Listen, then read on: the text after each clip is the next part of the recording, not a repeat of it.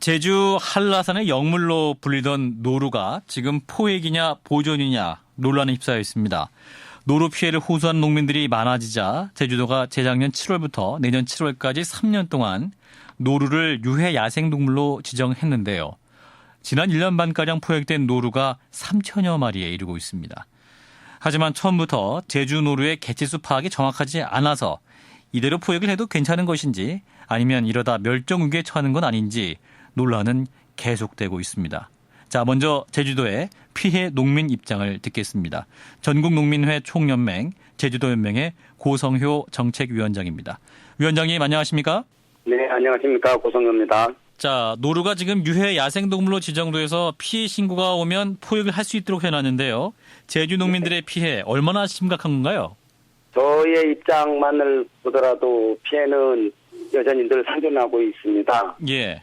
한 달 전쯤에 제가 브로콜리를 수확하려고 밭에 가보니까 8마리가 1,500평 밭에 들어와 있더라고요. 노루 8마리가? 예. 예.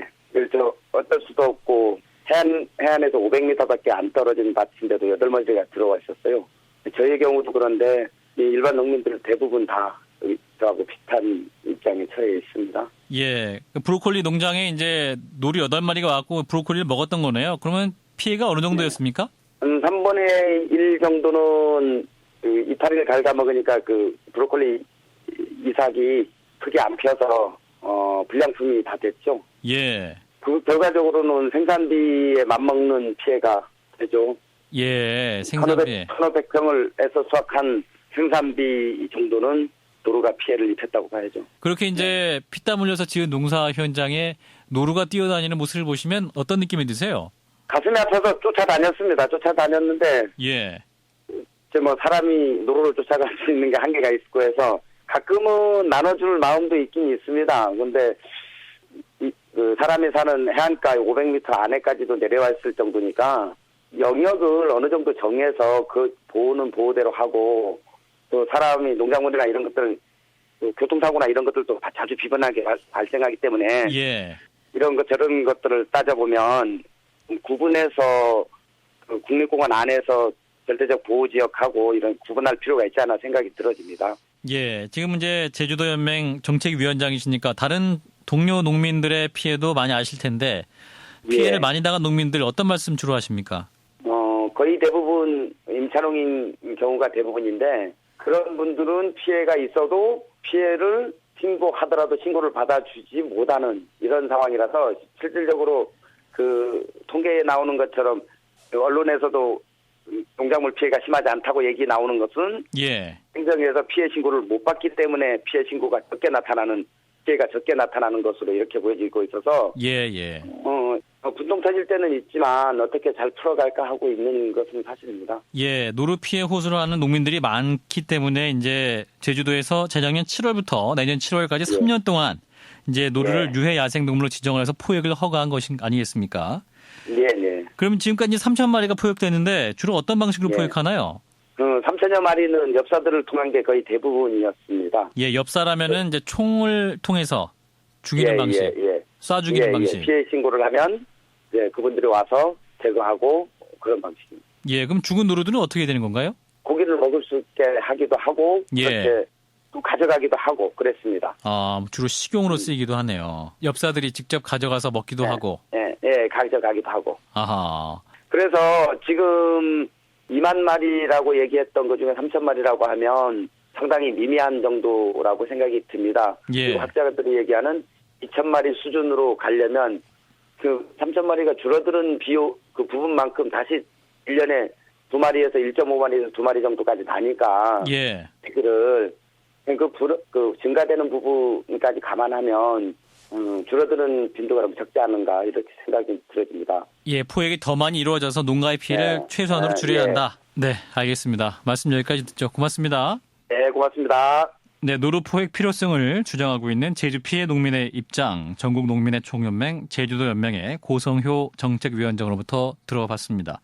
이번에는 포획에 신중해야 한다는 입장을 듣겠습니다. 제주 야생동물 구조센터장으로 있는 제주대 수의대 윤영민 교수가 연결돼 있습니다. 교수님 안녕하십니까? 예, 안녕하십니까. 예. 예, 자 이대로 노루가 포획이 계속된다면 제주 노루 멸종 위기에 처해질 수도 있다 이렇게 보시는 건가요? 지금 저희들은 이제 제주 노루를 구조하고 관리하는 입장에서 보면은 지금 가능성은 있다고 봅니다. 예. 예. 그런데 이제 문제는 정확한 제주 노루의 개체수 파악이 중요한 것 같습니다. 그러니까 제주도에서는 노루 개체 숫자를 2만 마리 가깝게 보고 있고 환경단체에서는 7천 마리 정도로 보고 있기 때문에 워낙 차이가 큰 상황 아닙니까? 네, 지금 주장하시는 내용들이 그중에 암컷 절반, 그래서 가임할 수 있는 노루수가 얼마니까 곱하기 1년에 한두 개체 넣으니까 이만큼 증가될 것이라는 개체 속에서 2만 마리 이상으로 추정하는 걸로 알고 있거든요. 예. 분만 자체가 항상 그렇게 우리가 기대했던 만큼 증가를 하지 않습니다. 예. 그러다 보니까 결국 과잉 산정이 된 거라면 개체수가 지금 포획을 한다고 했을 때는 급감할 수가 있다고 봅니다. 예. 그러니까 2만 마리 가깝게 보는 것은 과잉 추산이다. 뭐 이런 입장이시고 신중하게 개체수를 파악해야 한다. 이런 말씀이신데 네네네. 피해 농민들 입장에서는 이제 해발 300m 이상에서는 어차피 포획이 없다. 한라산 중턱으로 내쫓는 의미다. 멸종할 리가 없다. 이런 주장이고 여기에 대해서 어떻게 반론하실까요? 노루의 그 개체수를 증가하는 이유 중에 몇 가지가 있습니다. 예. 부산강 개발 문제라든가 그다음에 어떤 그 노루가 먹는 먹이의 어떤 식생의 변화들이 분명히 있거든요. 그러다 보니까 얘네들이 쫓겨서 밑으로 내려오는 부분, 그러니까 먹을 걸 찾아서 밑으로 내려오는 부분, 이러다 보니까 이제 수적 증가들이 보일 수가 있거든요. 예. 물론 제주도민들이 잘 보호를 하는 과정에서 수적 증가도 있습니다. 근데 그런 두 가지 개발이라든가 식생의 변화들로 인해서 증가되는 부분도 고려를 해야 된다는 이야기죠. 예. 만약에 그런 걸로 해서 과잉 계산이 됐다면 분명 이거는 잘못된 결과를 가져올 수가 있죠. 예. 그런데 또 제주도 생태계가 보면은 이 노루의 네. 포식자가 없다는 거 아니에요. 그러니까 이제 노루가 자연적으로 없어질 요인도 적기 때문에 빨리 포획이 이루어져야 된다 이런 주장인데요. 포유류 중에서 상위 포식자는 노루로 돼 있습니다. 하지만 그 노루가 가지고 있는 또 질병들이 있을 수 있거든요. 지금 예. 최근에 이제 뭐 진드기에 매개할 수 있는 질병들이라든가 아니면 또 상위 포식자가 없다고 하지만 지금 현재 그 한라산을 주변에서 들개들의 어떤 그 수적 증가들도 분명히 있고요. 그래서 단지 또 로드킬이라는 부분도 존재하고 있고요. 그래서 단지 없다고 해서 그 수가 산술적인 계산이 된다는 부분들은 좀 무리가 있다고 봅니다.